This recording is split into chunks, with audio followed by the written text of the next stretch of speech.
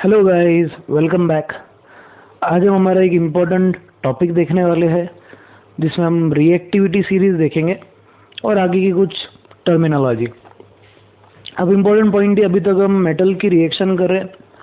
Metal की हमने अलग अलग टाइप की रिएक्शन करे with water, with dilute acids etcetera. Reactivity series हम अब कंसिडर कर सकते हैं what is called reactivity series. अभी तक हमने क्या किए डिस्कशन में, कैसा कंसिडर करें कि बहुत से रिएक्टिव एलिमेंट बहुत ज़्यादा रिएक्टिव है, कुछ एलिमेंट कम रिएक्टिव है। तो अब बेसिकली हर बार हम अलग अलग रिएक्टिविटी देख रहे, वाटर के साथ, देन ऑक्सीजन के साथ, देन फिर उसके बाद में एसिड के साथ में। तो अलग अलग टाइप के जो रिएक्टेंट्स थे उनके साथ हमने अलग एक सीरीज एलिमेंट की रिएक्टिविटी के बेसिस पे बनाया। तो वही आधार पे हम क्या कर सकते हैं, we can prepare a series of elements in decreasing order of their reactivity. अब ये जो रिएक्टिविटी सीरीज है, ये रिएक्टिविटी सीरीज को हम एक्टिविटी सीरीज भी बोलते हैं। This series also called activity series. ठीक है। सबसे इम्पोर्टेंट पॉइंट, एक्टिविटी सीरीज में आप लोगों को ऐसे दिखाई देगा कि elements decreasing order of reactivity में अरेंज किए गए हैं, पर ये जो एलिमेंट्स की डिक्रीजिंग ऑर्डर है उसका हम कंसेप्ट जब कंसिडर करेंगे that will B with dilute acids. मतलब बहुत बार ऐसा होता कि ये जो रिएक्टिविटी सीरीज है कॉन्सेंट्रेटेड एसिड्स के साथ में सेम चीज फॉलो नहीं करती। ठीक है। तो इंपॉर्टेंट पॉइंट ये रखो, this is activity series. Activity series का डेफिनेशन क्या है और ये किस किस के लिए एप्लीकेबल है। What is reactivity series? Reactivity series में हम ऐसे बोलेंगे, the series of elements, the series of elements, the series of elements in which elements are arranged, the series of elements in which elements are arranged, elements are arranged in decreasing order of reactivity, decreasing order of reactivity. Basically हम क्या करते, हम कुछ elements लेंगे और elements को हम decreasing order of reactivity में अरेंज करने वाले हैं। ठीक है। सबसे इंपॉर्टेंट पॉइंट, ये जो सीरीज है, ये सीरीज में आपको एलिमेंट्स की रिएक्टिविटी पता चल जाएगी, कौन सा ज़्यादा रिएक्टिव है, कौन सा कम रिएक्टिव है। जब आप एलिमेंट्स को अरेंज करेंगे तो एलिमेंट्स जो है आपके वो डिक्रीजिंग ऑर्डर ऑफ रिएक्टिविटी में अरेंज किए गए हैं। ठीक है। They will be arrange in decreasing order of reactivity. अब इम्पोर्टेंट पॉइंट इसमें ऐसा कि जब आप रिएक्टिविटी सीरीज कंसिडर करते तो रिएक्टिविटी सीरीज में हमेशा एक इम्पोर्टेंट कंसेप्ट आपको याद रखना है कि ये जो सीरीज है ये एक वर्टिकल कॉलम के फॉर्मेट में अरेंज किया गया है। तो elements are arrange in horizontal manner और वर्टिकल मैनर। हम बोलेंगे it is arrange in vertical manner. तो इंपॉर्टेंट पॉइंट लिखो इसमें, नेक्स्ट वाला जो पॉइंट है, elements are arranged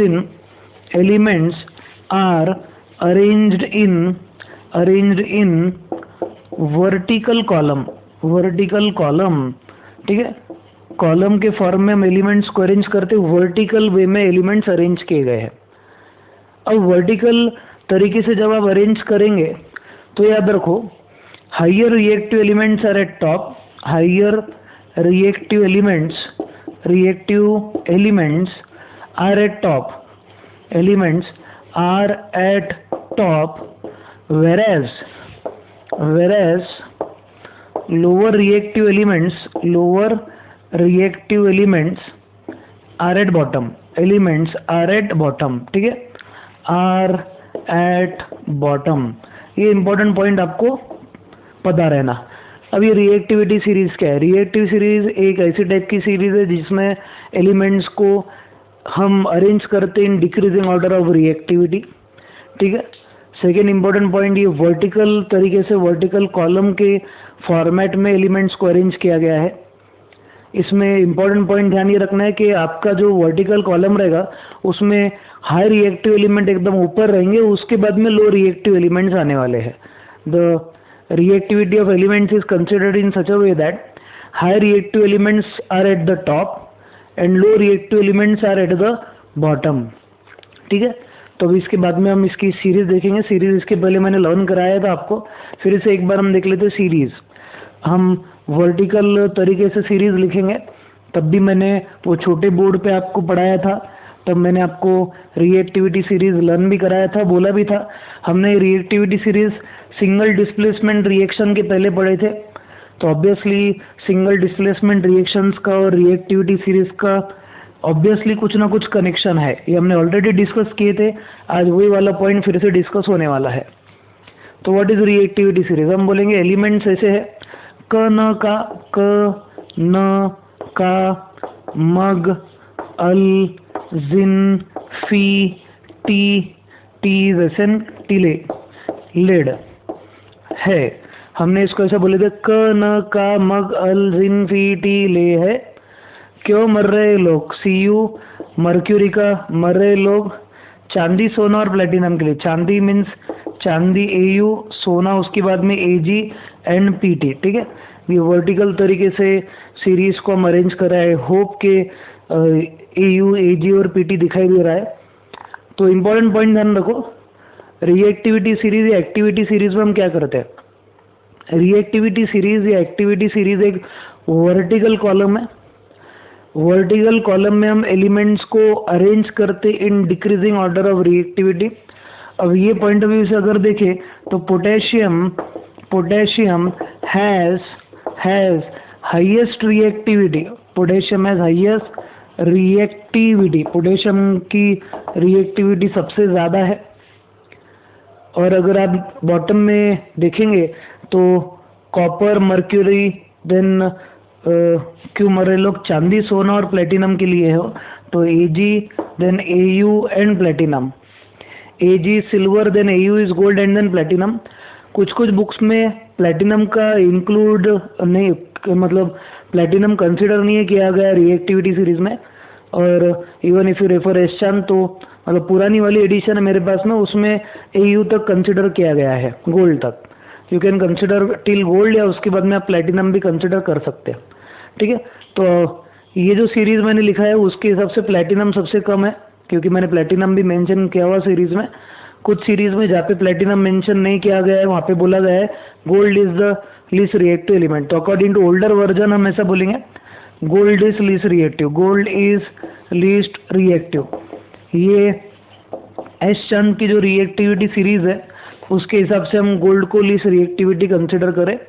if platinum is there in reactivity series, तो प्लेटिनम हमारा लीस्ट रिएक्टिव रहेगा। ठीक है, ऐसे बोल सकते हैं gold and platinum, depending upon which element is present in your reactivity series, that particular element will be less reactive. मेरे हिसाब से आपको 10th स्टैंडर्ड में गोल्ड तक ही पूछा जाएगा, प्लेटिनम तक नहीं है। प्लेटिनम तक बताने का रीज़न है कि क्यों कुछ बच्चों ने मुझे क्वेश्चन पूछे थे, सर प्लेटिनम का क्या? तो प्लेटिनम को हमने हमारे एंड से इसमें रिएक्टिविटी सीरीज में इंक्लूड कर दिया है। तो याद कैसे करेंगे हम? क न का, that is potassium sodium calcium, मग अल जिन फी टी ले है। क्यों मर रहे लोग? चांदी सोना और प्लेटिनम के लिए। कन का मगल जिनफी टीले है। क्यों मर रहे लोग? चांदी सोना और प्लेटिनम के लिए। ठीक है, इंपॉर्टेंट पॉइंट ध्यान रखो।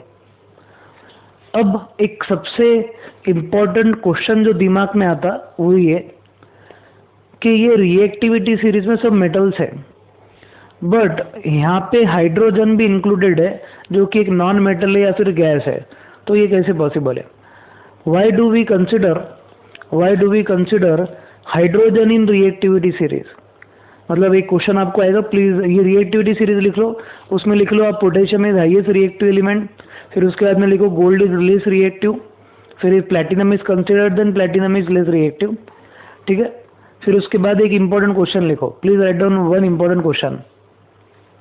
क्वेश्चन ऐसा है, why hydrogen in spite being non-metal, why hydrogen in spite being non-metal is included in reactivity series? Why hydrogen in spite being non-metal is included in reactivity series? आपकी जो reactivity series है उसमें hydrogen का inclusion किया गया है। Hydrogen जो कि एक नॉन मेटल है। क्या है? एक नॉन मेटल। हाइड्रोजन हमारा एक नॉन मेटल है। नॉन मेटल मेटल्स के साथ क्या कर रहा है हमारी रिएक्टिविटी सीरीज में, ठीक है। तो इम्पोर्टेंट पॉइंट आपको जो समझना है वो ये कि हमारा जो हाइड्रोजन है ये नॉन मेटल है, फिर भी ये रिएक्टिविटी सीरीज में क्यों प्लेस किया गया, क्योंकि उसका रीज़न हाइड्रोजन जो एलिमेंट है इसमें टेंडेंसी है कि ये H+ फॉर्म करता है बाय डोनेशन ऑफ इलेक्ट्रॉन, ठीक है। हाइड्रोजन एक ऐसा एलिमेंट है जो इलेक्ट्रॉन डोनेट भी करता है और इलेक्ट्रॉन गेन भी करता है। Hydrogen is a element which has tendency to donate electron, ये एक इलेक्ट्रॉन डोनेट कर सकता है, इवन ये इलेक्ट्रॉन गेन भी कर सकता है, इलेक्ट्रॉन गेन भी करता है, ये दोनों के जैसा बिहेव करता। अब हम इसको रिएक्टिविटी सीरीज में क्यों इंक्लूड करें, उसका आंसर ये रहेगा, hydrogen has tendency to donate electron and form monopositive ion. इसको मोनोपॉजिटिव बोलेंगे, मोनोपॉजिटिव का पॉइंट ऑलरेडी मैंने आपको एक्सप्लेन किया था, यूनिपॉजिटिव या मोनोपॉजिटिव बोल सकते हैं आप। Hydrogen behave like a metal, it donates one electron and form unipositive or monopositive ion. Hence, in spite of being non-metal, it is placed in reactivity series. It is placed in which series? Reactivity series. चलो answer लिखो, ये equation लिखना जरूरी है। चलो मैं description बोल रहा हूँ, चलो लिखना है आप सबको। Hydrogen has tendency to donate one electron. Hydrogen has tendency to donate one electron and form unipositive slash monopositive ion, unipositive slash monopositive ion, and behave like a metal, hence in spite of being non-metal, it is placed in reactivity series, ठीक है। इतना point लिख के रखो। एक point ध्यान रखो, ये जो आपका हाइड्रोजन है इसका एक इलेक्ट्रोड भी बनता है जिसको हम SHE बोलते हैं, standard hydrogen electrode, standard hydrogen electrode. ये जो हाइड्रोजन का इलेक्ट्रोड तैयार होता है ना, हमेशा याद रखो SHE मतलब स्टैंडर्ड हाइड्रोजन इलेक्ट्रोड, ये इलेक्ट्रोड का पोटेंशियल है 0 वोल्ट। कितना वोल्ट है? 0। ये आपको 12th में इलेक्ट्रोकेमिस्ट्री नाम के चैप्टर में आएगा। The potential of hydrogen is 0 volt. ये बेसिस फॉर्म करता इलेक्ट्रोड में मेटल्स और नॉन मेटल्स के इलेक्ट्रोड्स अलग अलग बनाए जा सकते हैं। तो जब भी इलेक्ट्रोड बनते हैं तो इलेक्ट्रोड में पॉजिटिव और नेगेटिव दोनों पोटेंशियल रहते। तो कुछ ऐसे इलेक्ट्रोड जिनमें पोटेंशियल हाइड्रोजन से ज़्यादा है वो ज़्यादा रिएक्टिव माने जाते हैं, और जिसका पोटेंशियल हाइड्रोजन से कम है वो कम रिएक्टिव माने जाते हैं, क्योंकि उसका पोटेंशियल 0 वोल्ट है। हम इतना डिटेल में नहीं जाएंगे, हम सिर्फ फोकस करेंगे रिएक्टिविटी सीरीज में। हम सिर्फ इतना बोलेंगे कि हाइड्रोजन मोनोपॉजिटिव है, यूनिपॉजिटिव आयन फॉर्म करता और एक इलेक्ट्रॉन डोनेट करता, मेटल के जैसा बिहेव करता है। कोई भी एलिमेंट, कोई भी मेटल की रिएक्टिविटी हमेशा हाइड्रोजन से कंपेयर की जाएंगी। अगर सपोज अगर आपको पूछा गया कि कौन से एलिमेंट ज़्यादा रिएक्टिव है, तो हम ऐसा बोलेंगे, all the elements that are placed above hydrogen are more reactive and all the elements that are placed below hydrogen are less reactive. Reactivity series का एक सिंपल सा कंक्लूजन भी हम लिखेंगे। क्या लिखना है conclusion? Reactivity series can be use to compare reactivities of elements. फिर हम उसके बाद में ये लिखेंगे, the elements that are placed above hydrogen in reactivity series are more reactive. Elements that are placed above hydrogen in reactivity series are more reactive as compared to elements that are placed below hydrogen in reactivity series. अब एक important question ये भी पूछा जाता कि अगर suppose calcium और magnesium दिया जाए तो विच इज़ मोर रिएक्टिव, तो बोलेंगे calcium is more reactive than magnesium. कैसे? ऑब्वियसली क्योंकि कैल्शियम मैग्नीशियम से ऊपर है। तो याद रखो, जो भी एलिमेंट रिएक्टिविटी सीरीज में ऊपर रहेगा वो एलिमेंट नीचे वाले एलिमेंट से ज़्यादा रिएक्टिव रहेगा। जैसे कि potassium is more reactive as compare to sodium. Calcium और सोडियम का कंपैरिजन किया तो sodium is more reactive as compare to calcium. तो जो भी एलिमेंट ऊपर प्लेस होता है उसकी रिएक्टिविटी नीचे वाले एलिमेंट से ज़्यादा रहेंगी। The elements that are present above in reactivity series will be more reactive as compare to elements that are placed below below it, मतलब ये अगर सपोज आपने अल्यूमिनियम का पूछ लिया किसी ने, अल्यूमिनियम की रिएक्टिविटी किससे ज़्यादा है, तो हम बोलेंगे it is more reactive as compare to zinc, iron, tin, lead, hydrogen, copper वगैरह। ठीक है, अल्यूमिनियम और टिन दोनों में से कौन रिएक्टिव है, तो हम बोलेंगे अल्यूमिनियम। अल्यूमिनियम और सोडियम कौन ज़्यादा रिएक्टिव है, सोडियम। क्यों, सोडियम ऊपर है as compare to aluminium.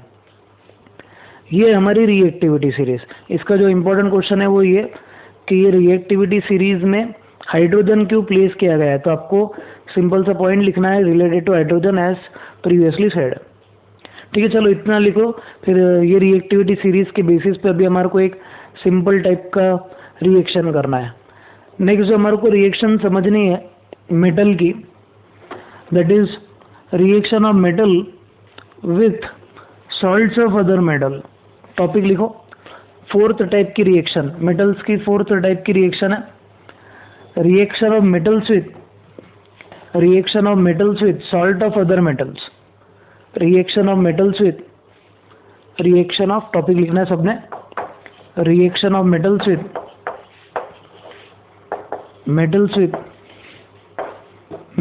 With salt of other metals, with salts of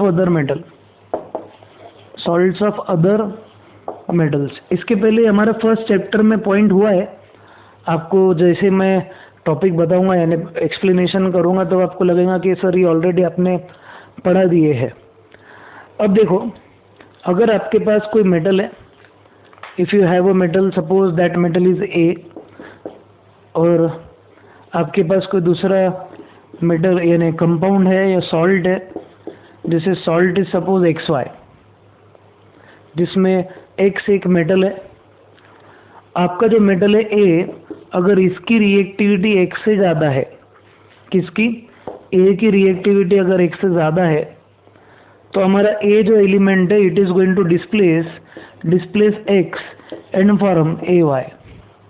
ठीक है, ये हमारा reaction of metal with salts of other metal. इसको हमने सिंगल डिस्प्लेसमेंट रिएक्शन बोले थे, single displacement reaction. I hope you remember definition of single displacement reaction. What are called single displacement? एक बार फिर बोल देता हूँ, when a high reactive element is reacted with salt of other element, when a high reactive metal, हम क्या बोलेंगे, when a high reactive metal is reacted with, when a high reactive metal is reacted with salt of other metal, then it displaces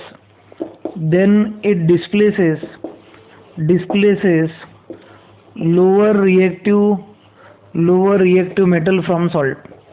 Then it displaces lower reactive metal from salt, and this reaction is called single displacement reaction. ये reaction को single displacement बोला जाता है। जब एक high reactive element किसी lower reactive metal के salt के साथ जब रिएक्ट किया जाएगा तो क्या होगा, high reactive element lower reactive element को उसके सॉल्ट सॉल्यूशन में से रिप्लेस कर देगा। ठीक है, चलो एक सिंपल सा क्वेश्चन सॉल्व करेंगे इस पे। What is called reaction of metal with salt of other metal. इतना डिस्क्रिप्शन लिख लो आप जल्दी से, फिर एक दो क्वेश्चन सॉल्व करेंगे। सिंपल से क्वेश्चन है। चलो आगे बढ़ते हैं, अब सिंपल से क्वेश्चन सॉल्व करेंगे। ये क्वेश्चन हमने ऑलरेडी सॉल्व किए थे। This type of questions were already solved in chapter chemical equation and balancing. इसमें हमने ऑलरेडी बहुत सारा पॉइंट कंसिडर किया हुआ था। I hope you all remember the concept that were taught to you in your first chapter. ठीक है, चलो अब देखो आगे ध्यान से। हमारे पास क्वेश्चन ऐसा है, एक्सप्लेन एक्शन ऑफ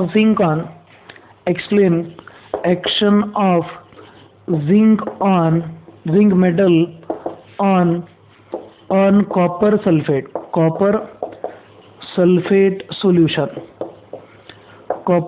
सॉल्यूशन। बहुत सिंपल सा क्वेश्चन है।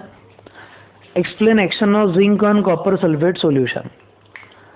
अब जिंक और कॉपर सल्फेट सॉल्यूशन के एक सिंपल से रिएक्शन करेंगे हम। अब सबसे पहले जब भी आपको ये ऐसे क्वेश्चन पूछे जाए तो याद रखो आपको रिएक्टिविटी सीरीज का कंसेप्ट यूज करना है। Zinc is Zn, copper sulphate is CuSO4। Zinc और कॉपर सल्फेट की रिएक्शन हो सकती है क्या पॉसिबल? सबसे पहले तो आपको ये सोचना है। हम बोलेंगे बिल्कुल होंगे। क्यों ऐसा? आपको ये मालूम है copper in reactivity series is place below hydrogen, zinc हमारा हाइड्रोजन के ऊपर है।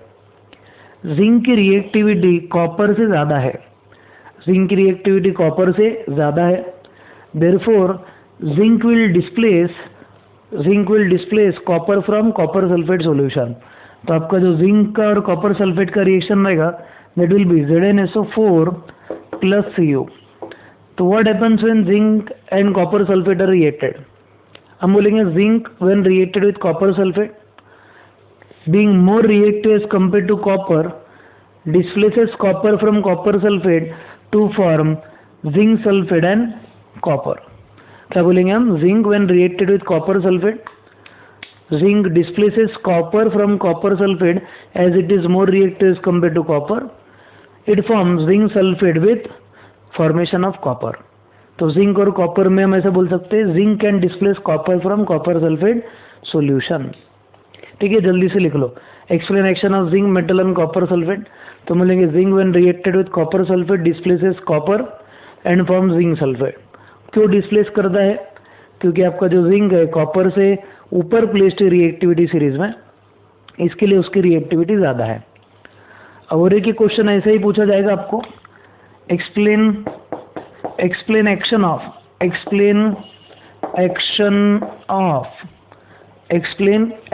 Of copper on zinc sulphate. Explain action of copper on zinc sulphate.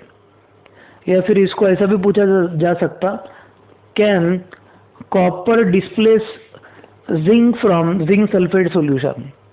Copper और जिंक सल्फेट की रिएक्शन अगर कराए तो कॉपर जिंक को जिंक सल्फेट में से डिस्प्लेस कर सकता है क्या? ऐसा क्वेश्चन पूछा जा सकता है। तो आपका आंसर कैसा आएगा? हम बोलेंगे कि it is Cu plus ZnSO4 will give NR मतलब no reaction. How come no reaction? बहुत सिंपल है। कॉपर जो है, कॉपर की रिएक्टिविटी जिंक से कम है। As reactivity of copper is less than that of zinc, therefore copper can not displace zinc from zinc sulphate solution. Copper zinc को zinc sulphate solution में से डिस्प्लेस नहीं कर सकता।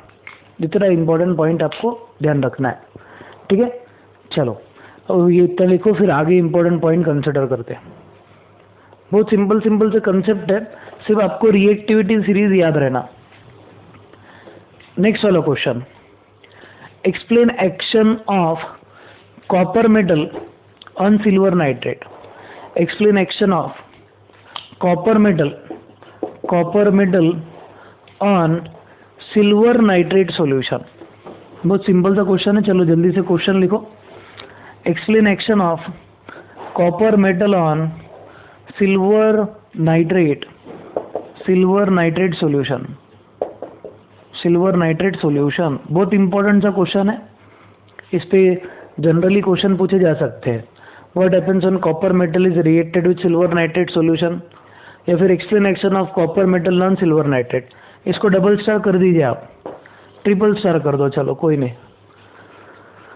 अब हम सबसे पहले तो फॉर्मूला लिख लेंगे, copper is Cu, silver nitrate is AgNO3 silver nitrate. ठीक है, जब कॉपर और सिल्वर नाइट्रेट के आप रिएक्शन करते तो सबसे पहला कंसेप्ट जो आपके दिमाग में आना वो ये कि कॉपर और सिल्वर में से कौन ज़्यादा रिएक्टिव है। अब अगर आप सीरीज देखेंगे कर्ना का मगल जिन्फी, तो क्यों मरे लोग चांदी सोना और प्लेटिनम के लिए, ऐसा ये हमारी सीरीज है। प्लेटिनम नहीं भी कंसिडर करें तो गोल्ड हम कंसिडर कर लेंगे लास्ट। अब आपको ये दिख रहा कि हाइड्रोजन के नीचे ही है, मतलब ये कम रिएक्टिव एलिमेंट्स है। बट कॉपर और सिल्वर में से कौन ज़्यादा रिएक्टिव है? कॉपर। क्यों? क्योंकि सिल्वर के ऊपर कॉपर प्लेस्ड है। अगर आप रिएक्टिविटी का पॉइंट कंसिडर करेंगे तो रिएक्टिविटी सीरीज में आपको क्लियर कट दिखाई देगा कि सिल्वर और कॉपर दोनों हाइड्रोजन के नीचे, दोनों कम रिएक्टिव एलिमेंट है, ठीक है। बट सिल्वर और कॉपर में कॉपर की प्लेसमेंट सिल्वर से ऊपर है, तो जो ऊपर रहता है वो नीचे वाले को डिस्प्लेस कर सकता है। तो copper can displace silver from silver nitrate solution. तो आपकी रिएक्शन ऐसी रहेगी, it is going to give CuNO3 taken twice plus Ag, और ये जो रहेगा इसका नाम रहेगा कॉपर नाइट्रेट। कॉपर 2 नाइट्रेट कर देंगे हम इसको, इट इज कॉपर 2 नाइट्रेट। तो what is action of copper on silver nitrate? Copper when reacted with silver nitrate displaces silver to give copper nitrate या कॉपर 2 नाइट्रेट। 2 नाइट्रेट का मतलब कि copper की वैलेंस इसमें 2 है, ठीक है। ये रिएक्शन को हमारे को बैलेंस करना पड़ेगा। NO3 टेकन ट्वाइस है तो ये मैं 2 कर देता है। NO3 टेकन ट्वाइस था तो मैंने इसको 2 से मल्टीप्लाई कर दिया। This is 2 times of silver, so this is also 2 times of silver.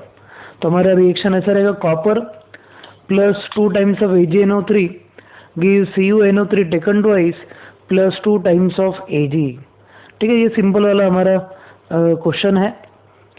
अब कन्वर्स अगर क्वेश्चन पूछा जाए, can silver displace copper from copper nitrate, question ऐसा अगर आया, can silver displace copper from copper nitrate, अगर ऐसा क्वेश्चन आया तो आपका आंसर क्या रहेगा?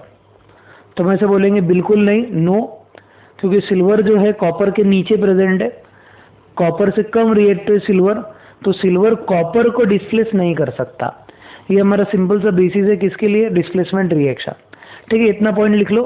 फिर एक लास्ट वाला क्वेश्चन आपको होमवर्क के जैसा देता हूँ मैं, इतना लिख लो जल्दी से, then I will give you homework, you have to solve that. चलो मिटाता हूँ मैं इतना वाला पॉइंट। क्वेश्चन लिखो होमवर्क में, एक्सप्लेन एक्शन ऑफ, क्वेश्चन है explain action of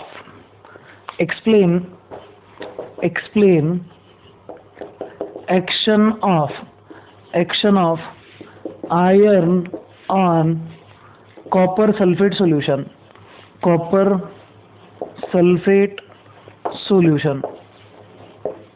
explain action of iron on copper sulphate solution. ये होमवर्क में करो आप। सेकेंड और एक ही क्वेश्चन लिखो, can iron displace zinc from ZnSO4 solution, ठीक है। चलो ये भी लिख के रखो। ये 2 क्वेश्चन आपको सॉल्व करने होमवर्क में। पहला क्वेश्चन क्या है होमवर्क का आपका, explain action of iron on copper sulphate solution, और second, can iron displace zinc from ZnSO4। This is zinc, ये Zn है, बच्चों को कंफ्यूजन नहीं होना चाहिए, it is Zn, zinc, Zn from ZnSO4 solution, ठीक है। चलो इतना सॉल्व करने की कोशिश करो। ये हमारे पास बहुत सिंपल सा टॉपिक था, it is moreover like revision of our first chapter में हमारे सिंगल डिस्प्लेसमेंट रिएक्शंस हुए हैं, कलर चेंज वगैरह भी हमने इसमें कंसिडर करे थे, क्वेश्चंस भी कंसिडर किए थे, ठीक है।